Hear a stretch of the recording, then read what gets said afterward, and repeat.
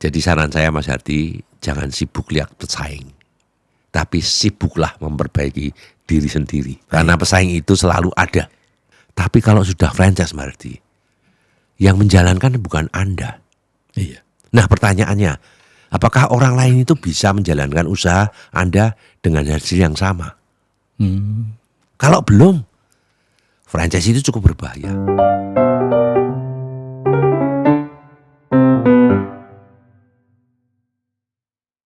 Saudaraku, terkadang yang bikin bisnis hancur itu bukan karena tidak laku, tapi karena terlalu cepat ingin besar. Baru mulai ramai sudah ingin tambah orang, sudah ingin buka cabang, bahkan sudah bicara franchise. Padahal fondasinya belum kuat. Dan di titik itulah banyak usaha jatuh. Hari ini kita bongkar satu persatu. Bersama saya Mas Hardianto, seorang pengusaha catering atau UMKM. Selamat sore Mas Hardi. Ya, selamat sore Pak Grego. Alhamdulillah sehat, kabar baik selalu. Wah, Sehat Pak Grego.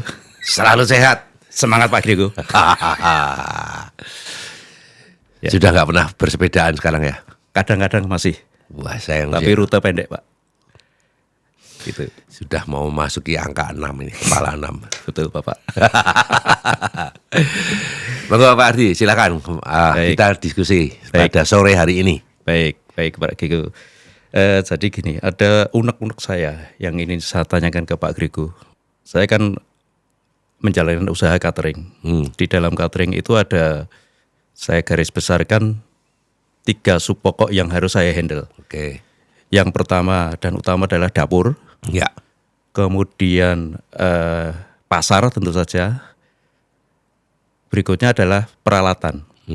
Jadi tetek bengeknya, bolo pecah dan sebagainya, properti. Itu saya handle sendirian. Misalnya saya punya angan-angan kalau itu saya sub-subkan menjadi usaha masing-masing berdiri sendiri. Saya punya bayangan seperti itu. Itu kira-kira menurut Pak Grego apakah itu bagus, sehat, atau malah menjadi blunder Bapak? Mohon pencerahannya. Oke, Mas Hardi. Sudah ada kemajuan ini. Saya senang sekali mendengar Anda berpikir sampai pada tahap yang seperti ini ya. Biasanya pada titik yang seperti ini orang itu mulai berpikir begini. Saya harus membuat unit dapur misalnya. Yeah. Ada unit pasar atau unit perlengkapan ya. Yeah. Perlengkapan begitu. Betul. Ya. Properti tadi itu ya. Supaya bisa jalan lebih lancar. Dan pada saatnya tanpa saya pun hadir di usaha Anda tetap bisa jalan. Betul Bapak. Ya. Itu arahnya sudah benar. Memang tujuan bisnis itu adalah usaha tetap jalan walaupun kita tidak ada di tempat. Iya. Oke, itu kalau arahnya ke situ setuju dan itu oke ya. Nah, baik. Tapi begini Mas Hardi, saya mau luruskan sedikit ya bahwa banyak orang itu yang salah langkah. Ya, dia berpikir supaya bisa lepas, saya harus bikin struktur dulu. Ya. Yeah. Tambah orang dulu. Padahal kalau ordernya itu belum stabil, pasarnya itu belum stabil, ini justru jadi beban. Ya. Orangnya ada, tapi kerjaannya tidak selalu ada. Iya. Kadang sibuk banget, kadang-kadang sepi. Ya. Gitu kan ya? Iya. Padahal gaji tetap jalan itu. Ya, kan ya? Betul. Jadi kuncinya itu bukan di struktur dulu Mas Hardi, tetapi pada cara kerja yang jelas. Maksudnya apa? Saya kasih contoh ya. Misalnya Anda dapat orderan 100 porsi misalnya ya. Kalau belum jelas cara kerjanya, semuanya dikerjakan bareng-bareng. Betul. Siapa dan ngapain mereka itu tidak jelas. Ya. Akhirnya nanti ada yang kedobel misalnya. Ada yang kelupaan atau bahkan ada yang terlambat. Gitu loh. Jadi masalahnya itu sekarang dibalik. Buat urutannya. Misalnya order masuk, kemudian dicatat. Ya. Belanja siapa yang beli, Ya. masak siapa orangnya, Ya. dan pegang bagian apa. Ya. Packing misalnya dihitung dengan jelas. Lah, ini perlu urutannya seperti itu dulu. Kalau ini sudah jelas, walaupun orangnya masih sedikit, kerja sudah rapi. Dan dari sini baru mulai pelan-pelan. Kalau hari ini Anda masih pegang semua, maka besok masak mulai Anda serahkan pada orang lain.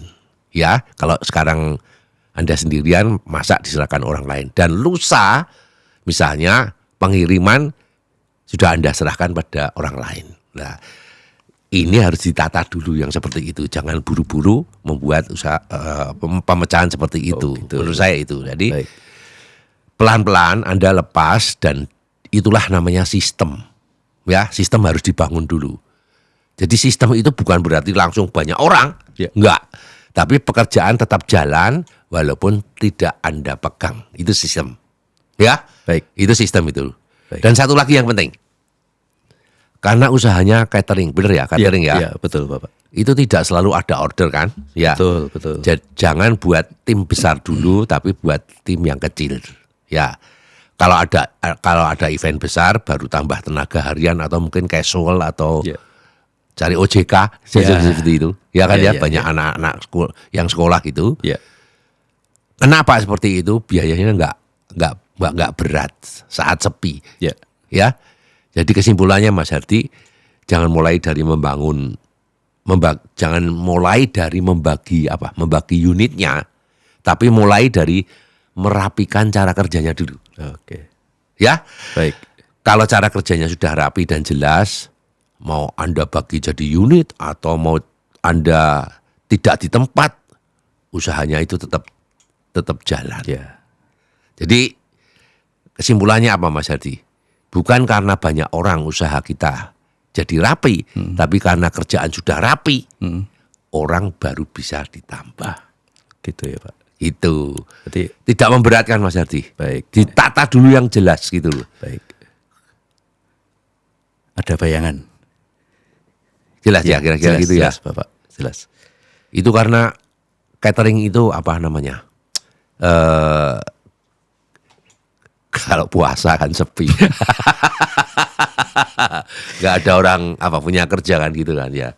Ya ada tapi nggak seheboh kalau orang kerja. Ya Pak. kecil-kecilan lah Ya gitu ya. bukber-bukber itu masih. Ya ada. bukber-bukber ya. Iya. Sama seperti hotel kalau Iya, hampir puasa sama. sepi, nggak ada meeting.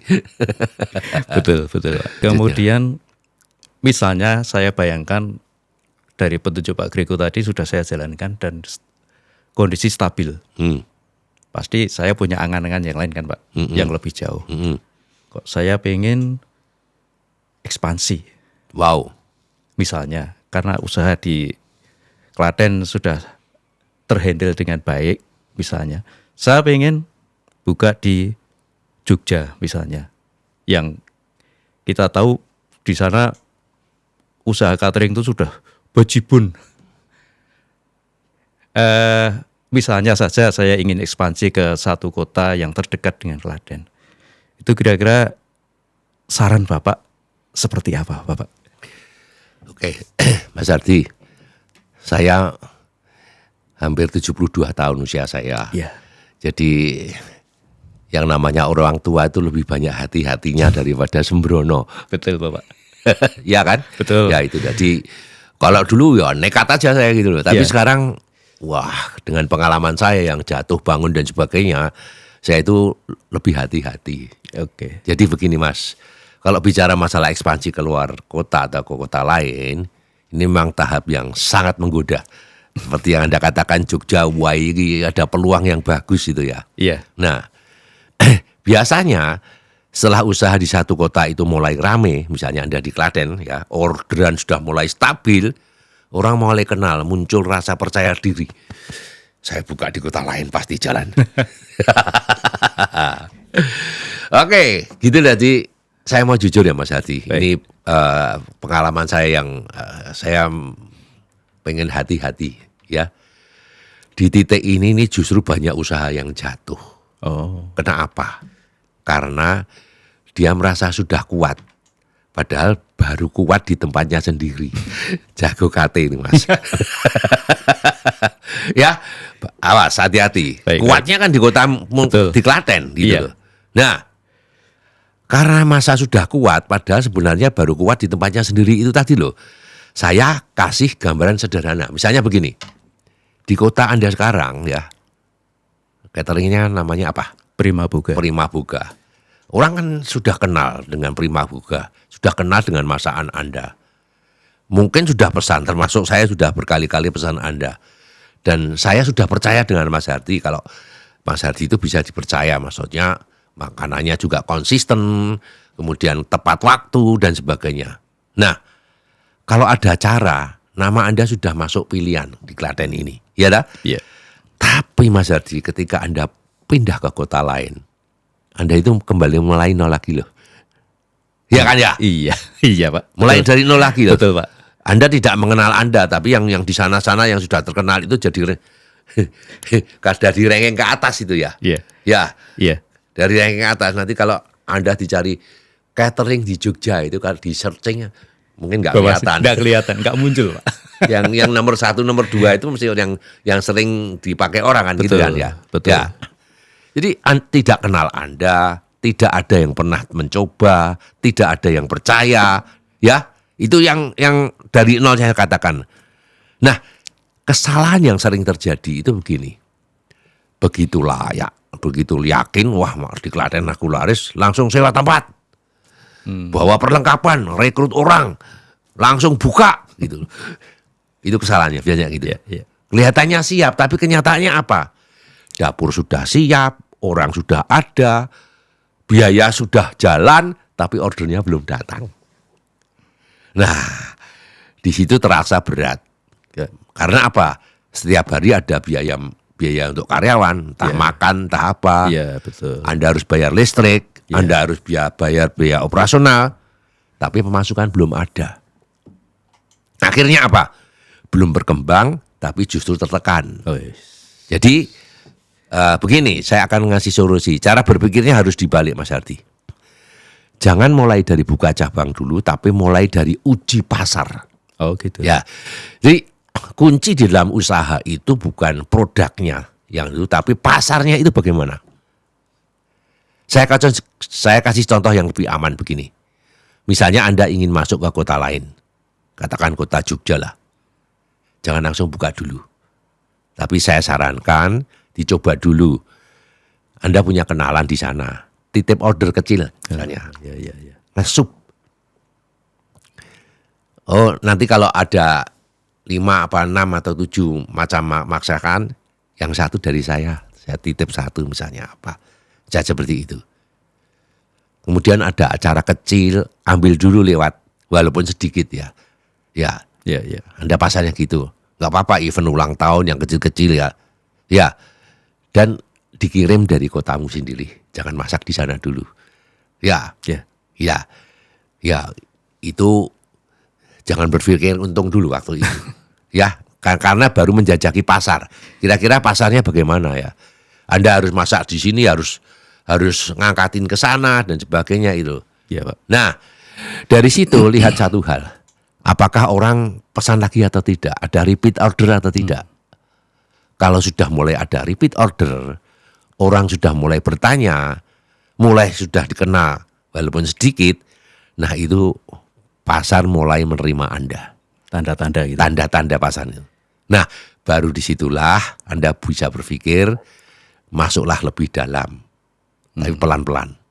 Gitu. Ya, mungkin mulai dari kiriman yang lebih sering, atau mungkin mulai taruh orang di sana, atau baru nanti pikir tempatnya. Ya, Ya. mulai pasarnya dulu dilihat Mas Hadi. Jangan terlalu buka cabang dulu. Jadi urutannya jangan dibalik ya. Karena begini, banyak orang itu yang menyiapin dapur dulu baru cari pasar. Salah itu.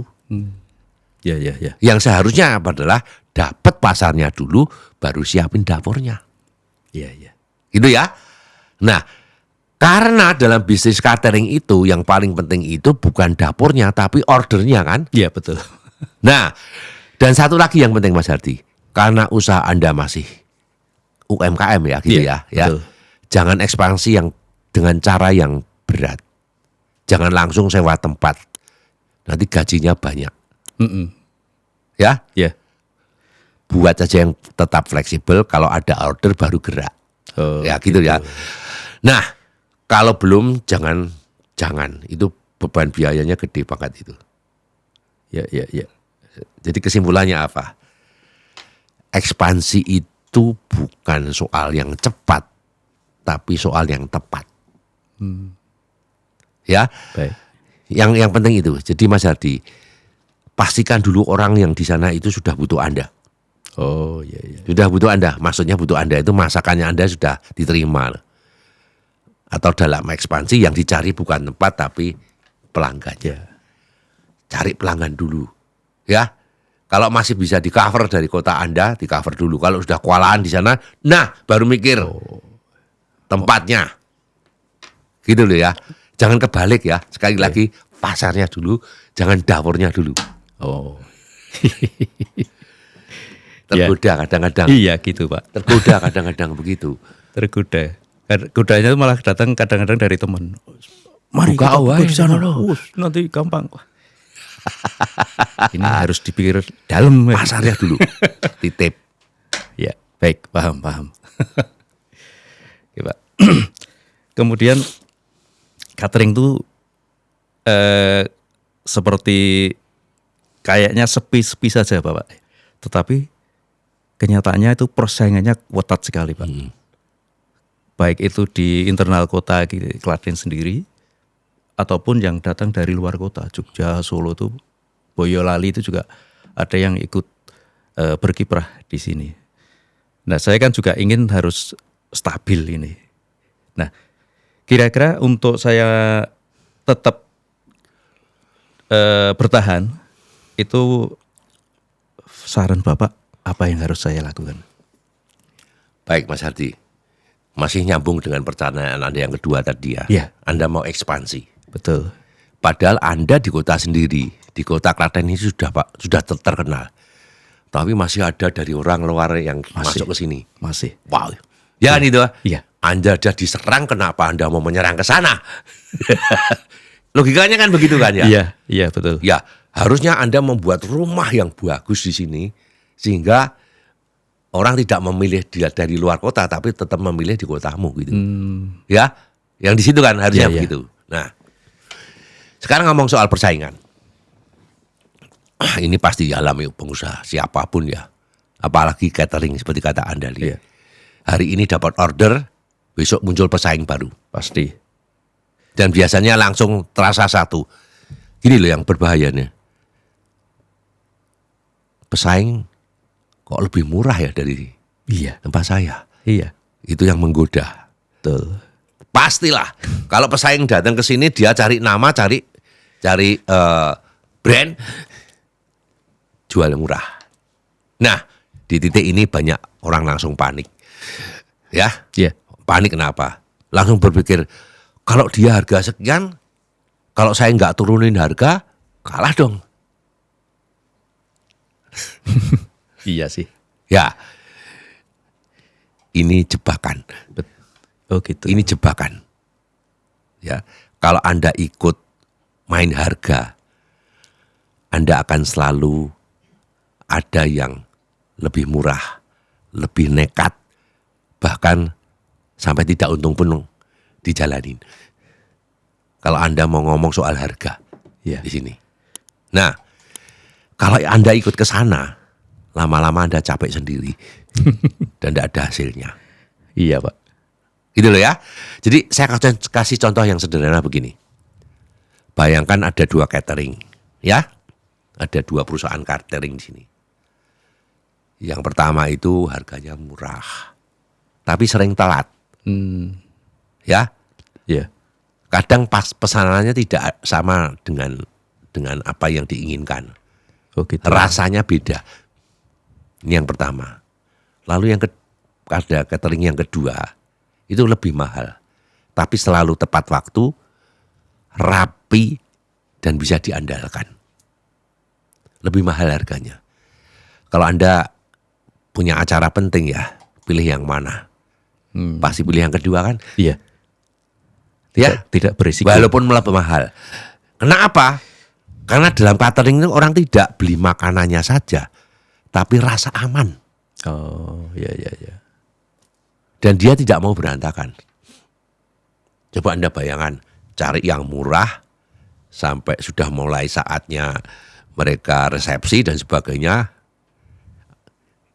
ambil makanan itu nanti piringnya banyak yang sisa, menyakitkan itu. Benar nggak? Iya. Kalau ada orang ngambil makanan lalu nggak dihabiskan, itu nandakan perasaan itu. Betul. Benar nggak? Betul, Pak. Ya, Iya. itu yang punya kerja jadi dia nggak mikir cateringnya siapa gitu. Ya, wah Pak Grego, makanannya nggak enak itu. Dia kan nggak mikir cateringnya siapa. Ya. Nah, ini dari segi harga ya. Jadi sebenarnya persaingan itu bukan di harga, Mas Hardi, tapi di kepercayaan. Oh. Nah, sekarang pertanyaannya, bagaimana yang penting Anda itu membangun kepercayaan. Jangan masalah ngomong soal harga, kualitas dan sebagainya ya. Yang penting sekali lagi, bagaimana cateringmu itu bisa dipercaya orang. Oke. Sederhana aja. Jangan janji berlebihan, tapi tepati apa yang Anda janjikan. Misalnya, kalau kirimnya nanti jam 10 ya, jam 10 harus benar-benar datang. Kalau bilang 100 porsi ya benar-benar 100, jangan dikurangin.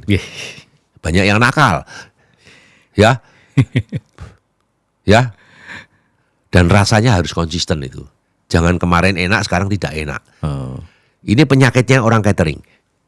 Kalau pada waktu test food enak. Tapi ketika mereka sudah masaknya massal, jadi nggak enak. Ini yang sering terjadi. Pada test food enak, tapi ketika udah pada saatnya resepsi, jadi nggak enak. Oh gitu. Bisa dimaklumi karena masaknya sedikit dan masaknya banyak. Iya. Ini kan butuh pengalaman. Betul, Pak. Ya kan? Butuh pengalaman. Nah, kalau ini bisa dijaga, pelanggan akan ingat satu hal, bahwa ini adalah catering Mas Hardi yang bisa dipercaya. Dan kalau sudah sampai di situ Mas Hardi, Anda tidak perlu jadi yang paling murah. Ya, Betul, Pak. jadi yang paling murah. Ya, tapi apa? Yang jadi yang dipercaya. Dan kalau sudah sampai di situ, Anda tidak perlu jadi bingung gitu loh. Karena Anda sudah dipilih yang paling aman. Jadi saran saya Mas Hardi, jangan sibuk lihat pesaing, tapi sibuklah memperbaiki diri sendiri. Karena pesaing itu selalu ada, tapi kepercayaan itu wajib dibangun. Jadi Mas Hardi dalam catering ya, orang tidak takut bayar mahal sebetulnya. Yang mereka takutkan itu adalah acara mereka itu gagal. Oh ya itu. Harga itu bisa dibandingkan, tapi kepercayaan itu tidak bisa ditawar. Ya, Iya. Anda jangan mikir yang macam-macam, perbaikilah itu tadi. Ya, Ya, siap. Kemudian ada lagi godaan yang lain, Pak. Kadang-kadang saya nggak tahu ya Pak ya. Kadang-kadang ada yang di pikiran saya, kalau saya nggak hanya catering, misalnya mau buka usaha yang lain atau diversifikasi gitu. Kadang saya punya pikiran tuh hulu hilir itu Pak.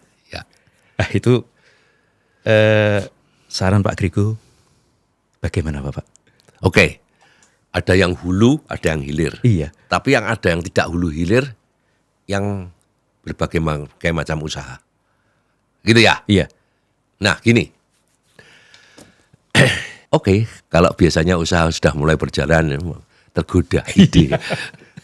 Saya mau tambah ini, saya mau buka itu. kok kelihatannya bagus gitu kan ya. Iya, Pak. Ya manusiawi. Memang di titik itu juga banyak orang yang mulai goyah ya. Kenapa? Karena ingin besar. Ya. Tapi caranya melebar kemana-mana. Kadang-kadang yang sekali lagi dari tadi kok saya kok kelihatannya menghambat itu. Enggak loh ya. Ini cuma pandangan saya 72 tahun ini. Saya enggak gegabah, enggak kesusu. Cuma dipikirkan yang masak-masak. Ya, saya kasih contoh begini Mas Hardi. Ada usaha catering yang sudah jalan, tiba-tiba buka apa? Buka minuman yang kekinian. Jualan baju. Diversifikasi kan? Ya. Coba bisnis lain. Akhirnya apa?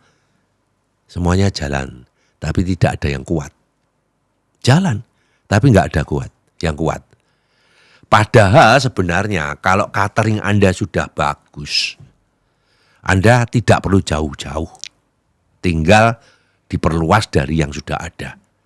Contohnya begini. Kalau sekarang Anda sedang pegang event ya. Misalnya apa?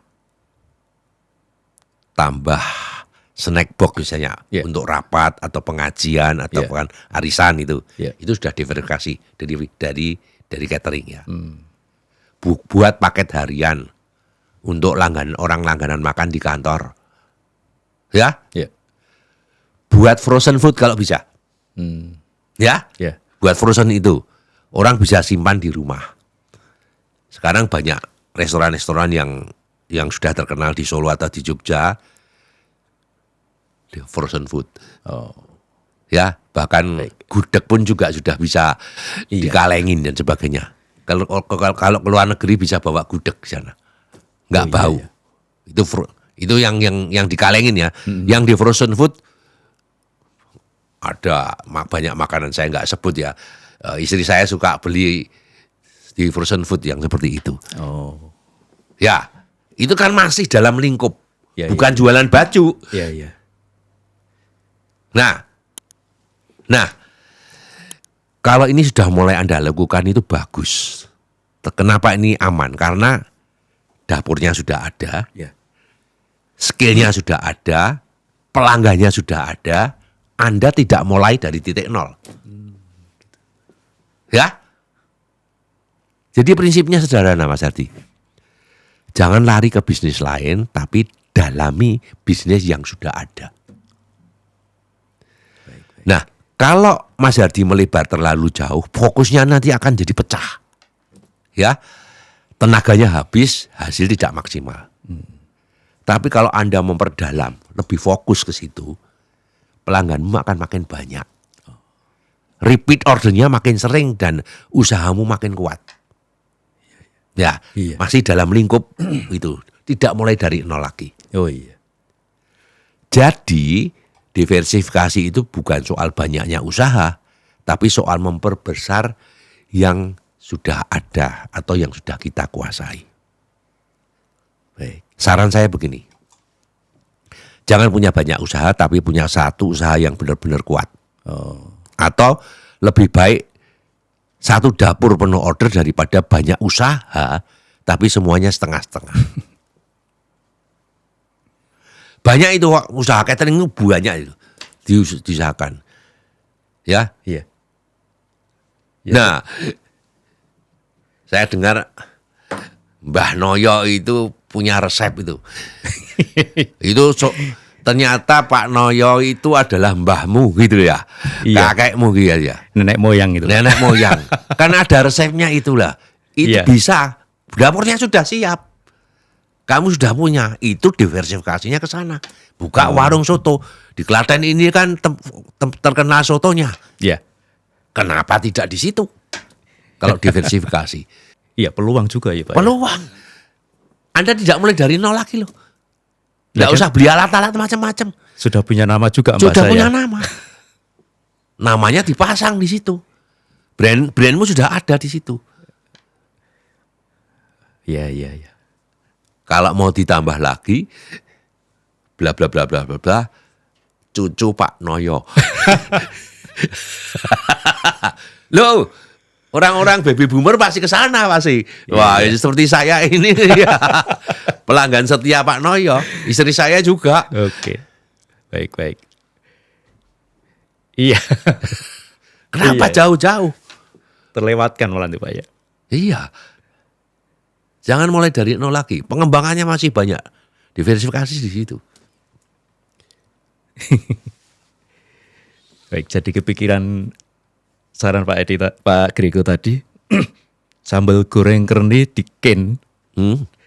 dibikin kaleng gitu ya. Menarik. Oke. Menarik juga. Kalau diuji pasar dulu ini Iya. sambelnya Mas Hardi ini enak dan sebagainya. Uji Iya. pasar dulu, kalau mungkin mau dikaleng, kalengin aja. Iya. Ada nggak yang bisa di frozen? Ada. Timlo itu bisa di frozen, bakso itu bisa di Bisa. frozen. Bisa. Hampir semua bisa Pak. Nah. Grego itu. Diversifikasi ke situ. Baru kepikiran. Pak Grego membuka pikiran saya ini.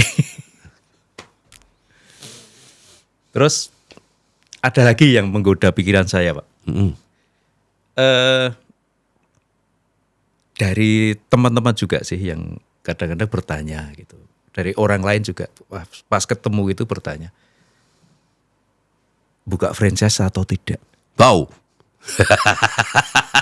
Kalau sampean buka franchise, saya siap ambil. Wah, itu godaan Pak. Tapi saya belum punya sistem nanti harus seperti apa, resikonya seperti apa, saya belum tahu. Kalau Pak Grego melihat ini, apakah ini peluang atau malah hambatan nanti Bapak? Sekali lagi orang tua yang ngomong ya.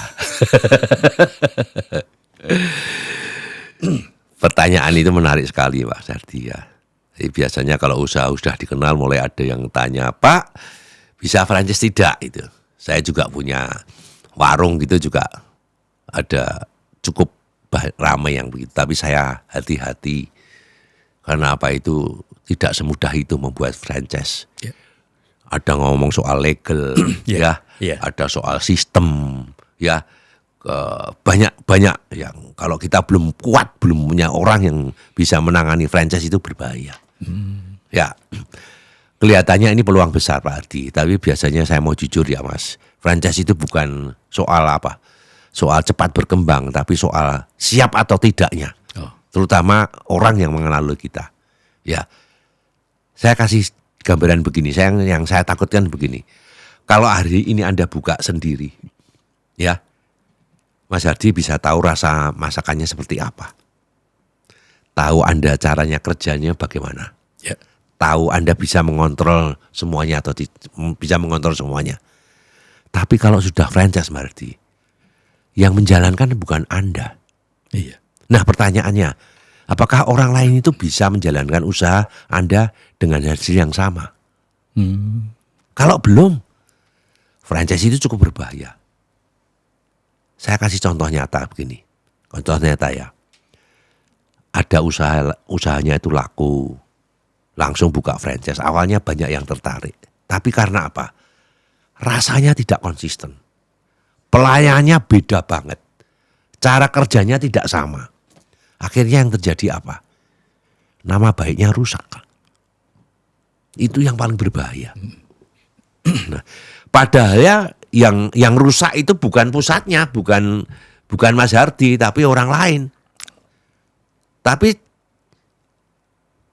tahunya kan namamu. Oh iya. Jadi ikut rusak. Bener nggak? Iya. Setitik nila rusak susu sebelanga. Yang melakukan katakanlah bukan franchise ya.